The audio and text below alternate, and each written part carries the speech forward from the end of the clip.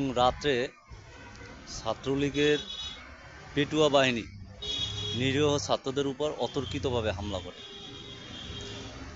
এবং তাদেরকে এমন পিটান পিটায়, মনে করেন তারা ঢাকা মেডিকেলে ইমার্জেন্সিতে যাওয়া চিকিৎসাধীন অবস্থায় তাদেরকে পিটাই আবার বাই করে দেয়, যারা নিরীহ ছাত্র ছিল ঢাকা ইউনিভার্সিটি। ভালো কথা। পরের দিন পুরো ঢাকা শহর বৃহস্পতিবার দিন একেবারে পুরো শাটডাউন। পুরো দিনটা ভালো গেছে। বৃহস্পতিবার দিন থেকে বিকাল থেকে পুরো ভাঙাচুরা শুরু হয়ে গেছে। এই দেখেন, এই স্টুডেন্টদের হাত থেকে এই আন্দোলনটা অন্যদিকে চলে যাচ্ছে। এই অন্যদিকে চলে যাওয়ার কারণটা কি? একমাত্র কারণ কিন্তু এই আওয়ামী লীগ আর প্রধানমন্ত্রী।